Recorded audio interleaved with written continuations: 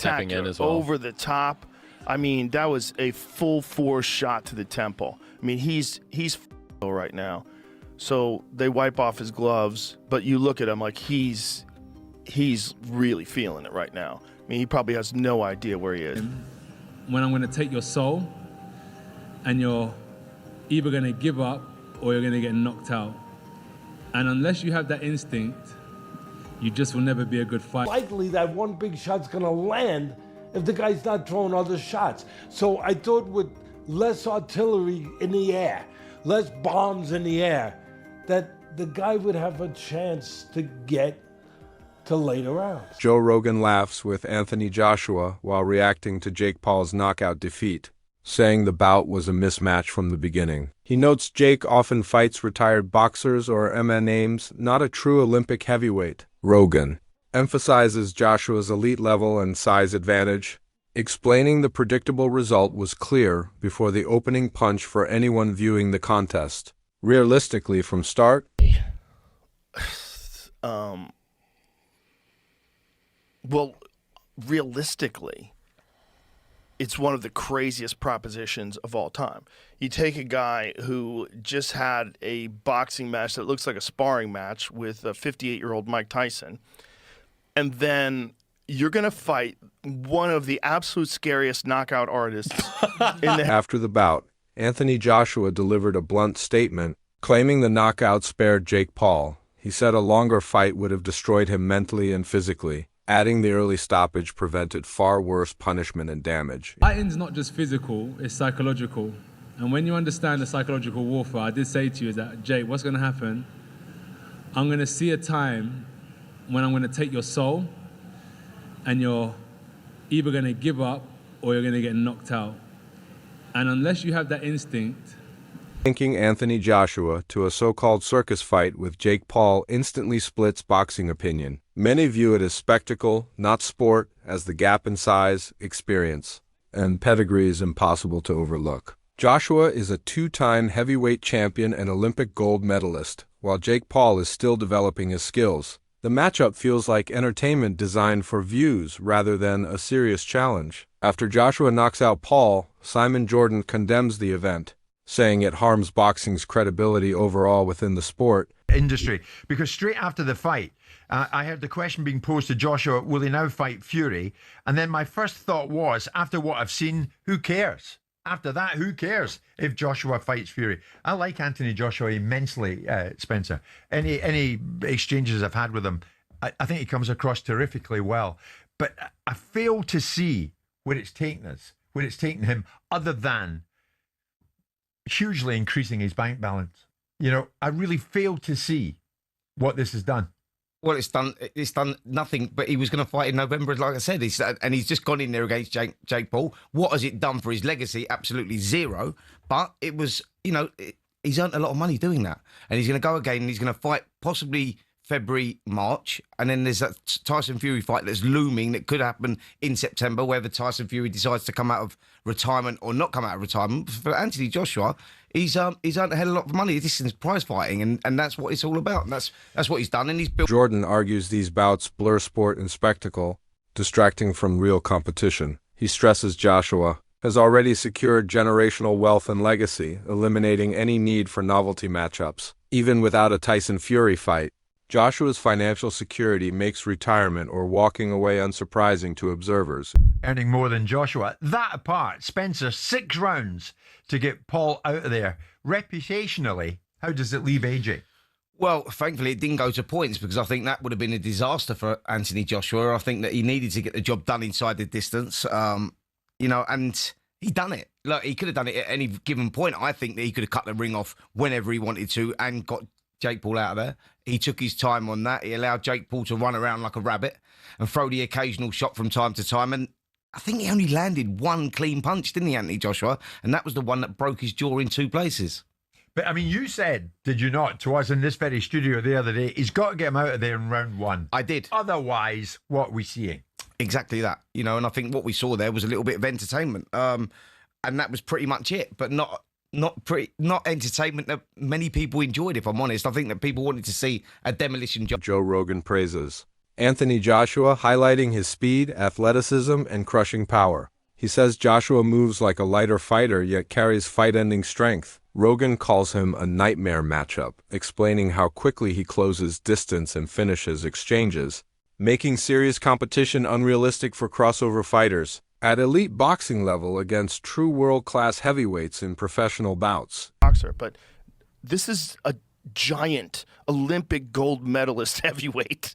I mean, Anthony Joshua is fucking Here's the terrifying. thing that nightmares are made of. And he's got that one-punch nuclear power. One punch. Adam Booth delivers a candid analysis, noting that Jake Paul did make Anthony Joshua miss occasionally a notable achievement. He highlights Jake's improved movement, positioning, and discipline, which forced Joshua to reset rather than land freely. While not implying Jake was winning, Booth stresses that causing hesitation against an elite heavyweight is significant and reflects growth. He explains that making someone like Joshua miss requires preparation, timing, and confidence. Jake's footwork and composure under pressure deserve credit, yet Booth emphasizes these moments don't alter the fight's reality. Ultimately, Joshua's superior class, power, and experience determined the outcome once he exploited openings, reaffirming why elite-level skill remains decisive despite glimpses of progress from crossover fighters like Jake Paul. Anthony Joshua and Jake Paul shared a ring.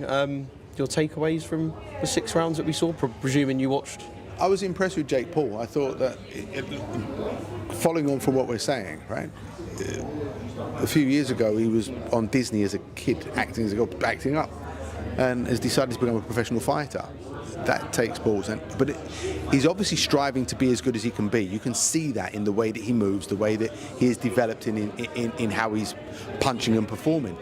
But to make a 2-time world heavyweight champion that's still live, you know, AJ's still got something about him, to make him miss in such an accomplished manner. All right, so at times he was jumping out and running around, but there were times when he was well in range and still making AJ unable to land a clean, solid shot. He deserves a lot of respect for that. And then the shot that actually finished the fight, that broke his jaw quite badly, didn't put him out. That shot's that shot he threw with serious intention has put a lot of professional heavyweights to sleep.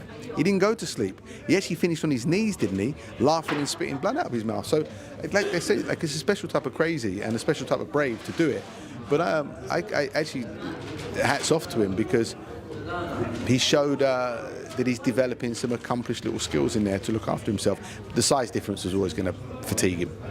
I know everyone will come with the idea that, well, AJ should just go in there 1 round and smash him to bits, and that should be it was a big ring, right? Perhaps he could have cut the ring off a bit better, but would I be right in saying that regardless of skill level, if you forget about that with the 2 for a second, if someone is on the back foot and on their bike and doing what Jake was doing, it's difficult no matter who you are, no matter the kind of separation in skill level. It's a big ring, and you've either got to run at him and look like a novice yourself, or just take your time and understand. After the fight, attention turns to Logan Paul, who appears to taunt Anthony Joshua and hint at revenge for his brother, expressing interest in a bout. Analysts quickly dismiss the idea, calling it even more mismatched than Jake's fight. Unlike Jake, who trains full-time with professional coaches, Logan lacks the same dedication and skill. Experts agree a Logan-Joshua matchup would be utterly one-sided, shifting from spectacle into farce. While Jake demonstrated a basic level of professional boxing ability despite losing, Logan is seen as far less polished and serious. Analysts conclude such a fight would provide no competitive value and only amplify criticism. Regarding the sport's credibility and direction, would be more of a mismatch than Jake Paul. You know what I mean? Because at least Jake Paul has taken boxing or has trained with real boxing trainers in real boxes. Whereas Logan Paul, you know, he did that exhibition with Floyd, and Floyd's a little guy. Not saying a little guy can't thump, because Floyd really gave him some 2 pieces with no sides, right? But at the same time, you take his friend, Floyd's friend, Anthony Joshua, and get hit by him and see what happens. The same thing. Probably worse, because I think Logan, you know, he's a little taller than Jake. And because he's a little taller than Jake, he may think he's a little stronger than Jake. which I don't know which one's true or not. I don't think it makes a difference. But because he may feel that way, he may want to go in there and try to bang it out with AJ. And if that happens, it's going to be a lot quicker. See, that 6 rounds it took AJ to finally catch Jake. It took that way because Jake was on that bicycle, moving, being elusive, trying to come in and then come out. He tried to do a very poor man's Alexander Usyk, right? And it didn't work for him. Logan ain't going to do that. Logan's going to come in throwing punches and bunches like he did with Floyd, trying to get him in there and, do all this stuff. And what's going to happen as soon as AJ lines him up, sets his punch, he's going to hit Jake and he's going to break Jake down. Sugar Sean O'Malley analyzes Jake Paul's mindset leading into the fight, noting that his pre-fight trash talk and confidence were often misunderstood. Molly explains Jake needed that mental preparation to face a 2-time Olympic champion. Belief and self-talk, he says, are crucial when confronting overwhelming odds, even if the outcome is a loss. Without that mental edge, Jake couldn't have performed under immense pressure. Molly argues critics overlook the difficulty of sharing a ring with a fighter of Joshua's caliber. While the defeat was decisive, Jake's approach demonstrated respect for the challenge and highlighted the psychological demands of facing an elite heavyweight, showing that mental fortitude is as critical as physical skill in high-level boxing. Out in the ring. Jake was shooting double legs, too. Shooting double legs, nice Duck ones unders. with ankle picks, duck unders. But, dude, God, I see so much people talking shit on the fight, which, dude, what the fuck did they expect? Like, Jake was hyping himself up, saying he's going to win. Dude, that's self-belief. He needed that to go in. He needed that to get himself into the ring. You know what I'm saying? He just needed that. What do you think about the sticking that's hung out? Dude, he's a showman. This is a fucking YouTuber that switched to pro boxing. Yep. And he's fighting Anthony fucking Joshua. He's He made $90 million, $7.5 million per minute. Nate Diaz says that boy don't work hard enough. This girl in the UFC said Jake Paul shot more double legs in boxing in a match than I did in my UFC career. Ryan Garcia said he's a runner, he's a track star. Aljamain said this is a clown show. Josh Hammond said, dude, it's like, what did they expect? They expect him to go in there and look like a clean fucking Floyd versus Manny Pacquiao. Two of the, you know what I mean? It's like, what the fuck? You see the aftermath, like his jaw and everything? Fuck. Jake Paul's broken jaw. Jake has to get wired shut for 7 days or something like that. Yeah, like Tim titanium had to do plates. 7 weeks. Yeah, Tim says that was the worst thing he's ever gone through. 7 weeks. Tim broke his jaw in Montana. Tried to go to the hospital. Hospital said the surgeon's out of town. So now he has to. So he's fucking goes like a week without even getting surgery. At least Jake was able to probably get it like next day, that same day. But it's like all the people hating on Jake. It's crazy. Connor said Jake is stupid and will be altered permanently from this bout. I look at it. It's inspiring seeing what he does because I know how much he's putting in work. He's doing legitimate fight camps. He's doing sparring. He's doing rounds. He's eating. He's doing everything.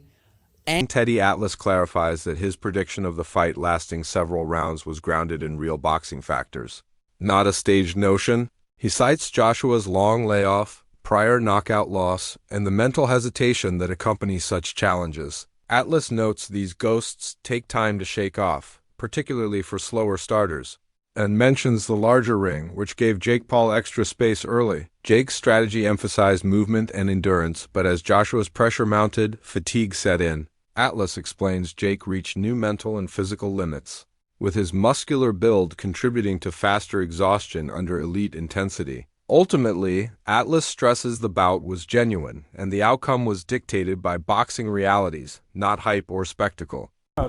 I wasn't sure if there was going to be a silent agreement. I wasn't sure there was going to be a sparring match agreement that will spar for a while. I wasn't sure. I was honest about it. That's why he said it's going to go rounds. I wasn't sure if there was an understanding that, we'll play a little bit and then we'll get a little more and, whatever. So that was part of it. But there was real parts. Say, that's the fixed part. That's the WWE part. That's where the people, and I'm with you. I get it if you want to think that. Here's why I picked rounds, and this is what I think I saw. And I know that in my mind I saw.